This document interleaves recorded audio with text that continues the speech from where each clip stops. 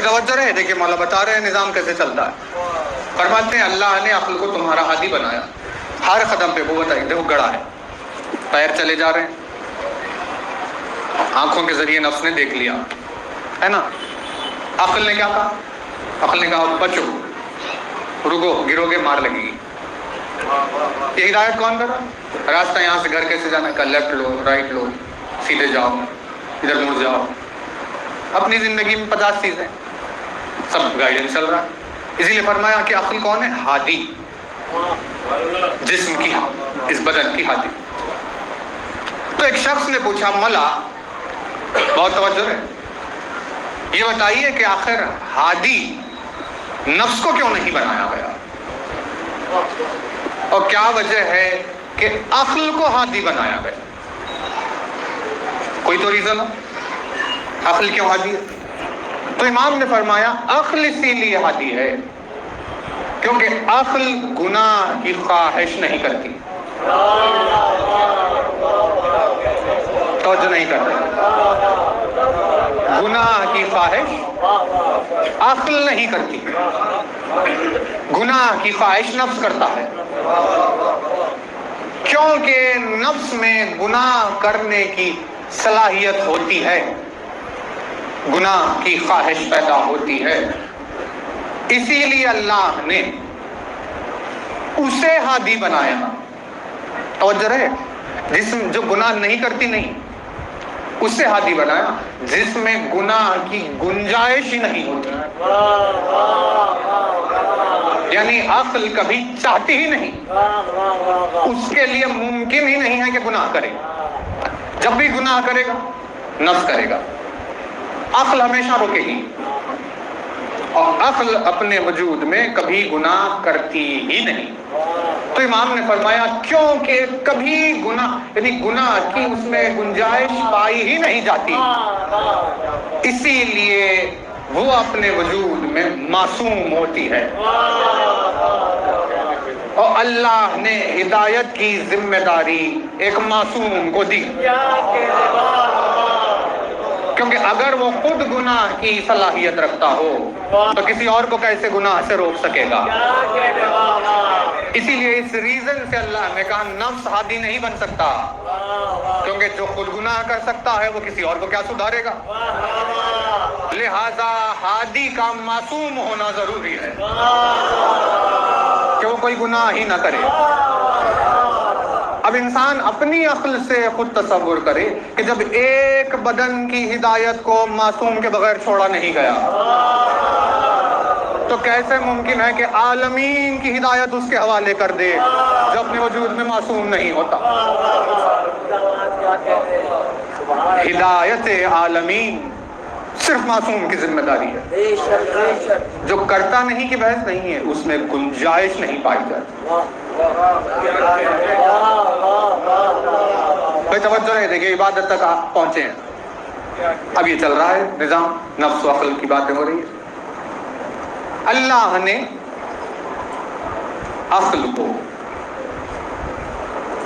نفس کا آئینہ بنایا،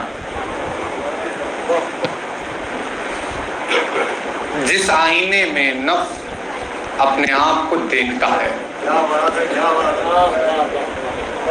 تو جو ہے نا، تیار ہونے کے بعد ہم پہنچ گئے آئینے کے سامنے، دیکھے تو کیا دکھ رہا ہے؟ آئینے نے بتایا یہاں کالک لگی، توجہ نہیں کی، ہمیں دکھائی نہیں دے رہا تھا، آئینے کے سامنے پہنچے تو آئینے نے بتایا یہاں کالک ہے، ہم نے کالک ہٹا لی، کہاں یہاں ہٹا ہوا ہے، ہم نے اسے سی لیا، یہاں پر دھبا ہے۔ یہ کون بتا رہا؟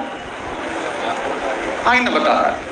آئینے کے سامنے ہم نے دیکھا کہ ہاں بھائی یہ، اب جیسے جیسے وہ ہمارے عیب بتا رہا تھا ہم نے اب ویسے ویسے اپنے آپ کو سنوارنا شروع کیا، عیب کو ہٹانے لگے، یہ ہٹاؤ، یہ ہٹاؤ، یہ ہٹاؤ، یہ کالک ہٹاؤ، یہ پھٹے ہوئے کو سی دو، یہ دھبے کو، داغ کو ہٹاؤ، یہ ساری چیزیں کرو، یہ چلنا۔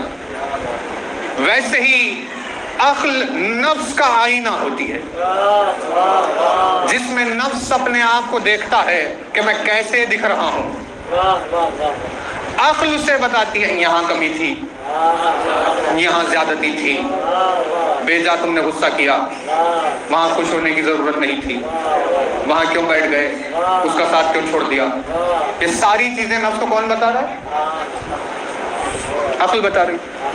یعنی اگر عقل نہ ہو تو نفس ایک بے لگام گھوڑے کی طرح ہو جائے گی جسے اپنے آپ میں پائے جانے والے عیب نظر ہی نہیں آتے اور وہ صرف سامنے والے کے عیب کو دیکھ رہا ہے. جبکہ عقل نے تقاضا کیا کہ دیکھو تمہیں چاہیے کہ تم خود کو سنوارو، وہ اپنے آپ کو سنوار لے گا، لیکن تمہیں کیا چاہیے کہ تم خود کو سنوارو. توجہ ہے نا، یہ کم ہے، یہ کم ہے، یہ کم ہے، یہ بتا رہی ہے عقل. توجہ رہے. جب یہ سارے عیب بتاتی ہے تو وہی عقل نفس کے جواہر بھی بتاتی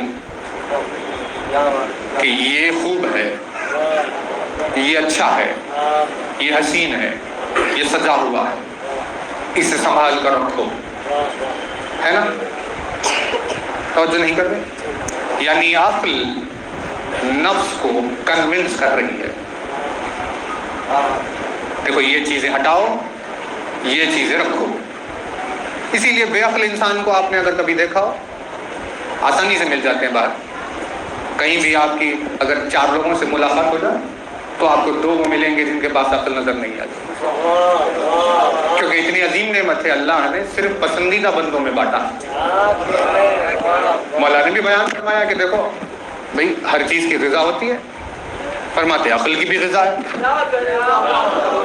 جیسے تمہیں پیٹ کے لیے کھانا ضروری ہے، عقل کی اس کی غذا ہوتی ہے، اسے اس کی غذا پہنچاتے رہو ورنہ وہ مر جائے گی. پوچھا اس نے مولا عقل کی غذا کیا ہے؟ علی نے جواب دیا عقل کی غذا علم ہے. کہا اگر علم نہیں ملے گا تو عقل مر جائے گی. بھوک تاری ہوئی، عقل مر گئی. اب جو عقل کا مرنا تھا نفس بے لگام ہو گیا. اب خدا کو پرواہ نہیں، وہ سجدہ کر رہا ہے، نہیں کر رہا ہے، اس سے سب واسطہ نہیں، کیونکہ خدا تو عبادت عقل مندوں سے چاہتا ہے. اور علم کے مصدر اور اس کی معدن کی طرف اشارہ کیا. رسول اکرم نے فرمایا کہ میں شہر علم ہوں، علی اس کا دروازہ ہے. جسے علم چاہیے وہ علی سے آ کر حاصل کرے.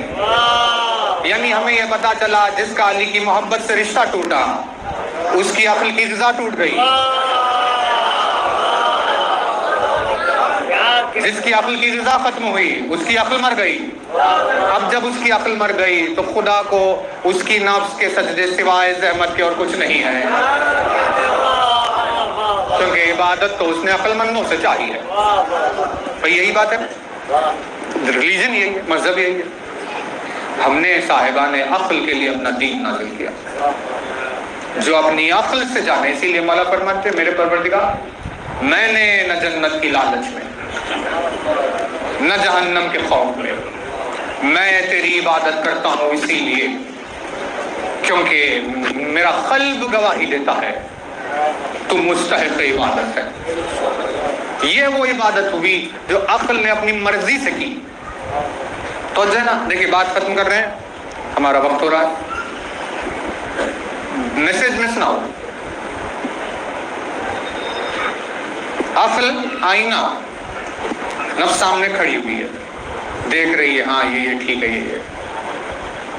اب خدا بن گیا نے مولا نے کیا فرمایا؟ الحمدللہ الدار، صاحب حمد ہے وہ پروردگار جس نے دلیل دی. اب اللہ نے اس دلیل کو عقل کے سامنے پیش کیا.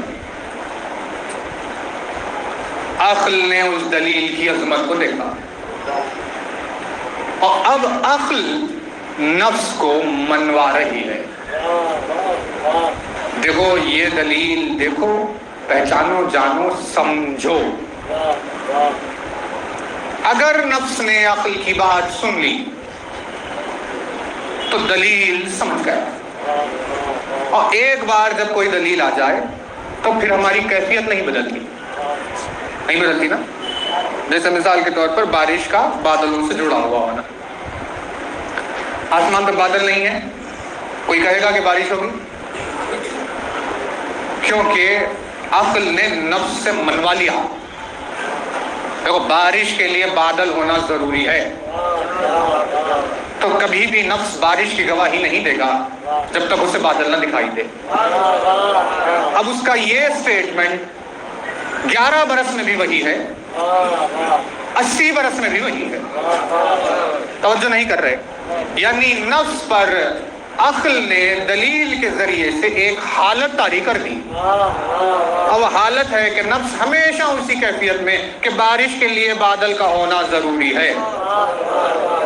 اب اس کی یہ گواہی ایکٹیویٹی نہیں رہی بلکہ ایک حالت میں تبدیل ہو گئی۔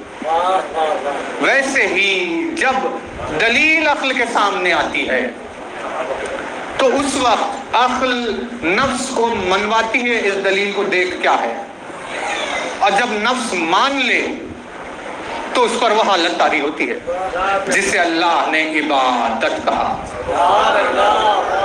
اسی لیے ملائکہ کی عبادت ایک ایکٹیویٹی اور مصروفیت اسی لیے نہیں ہے کیونکہ انہوں نے اپنی آنکھوں سے مشاہدہ کیا اس کی جلال اور عظمت کا، اور اس کے جلال و عظمت کو دیکھنے کے بعد اب ملائکہ کے لیے سجدہ 2 منٹ کا نہیں ہوگا، بلکہ اب جو جلال کو دیکھا تو سجدے میں سر یوں رکھا کہ اب کبھی اٹھانے والے نہیں ہے کہ اس جلال کے آگے ہمارا سر نہیں اٹھ سکتا۔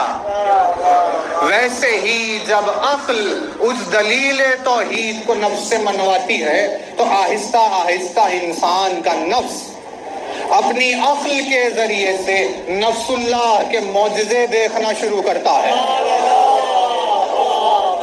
اور جب نفس اللہ کی عظمتوں اور اس کی جلال و عظمت کا دیدار کرنے لگتا ہے تو انسان کی نفس پر ایک حالت طاری ہونے لگتی ہے جسے عبادت کہا جاتا ہے۔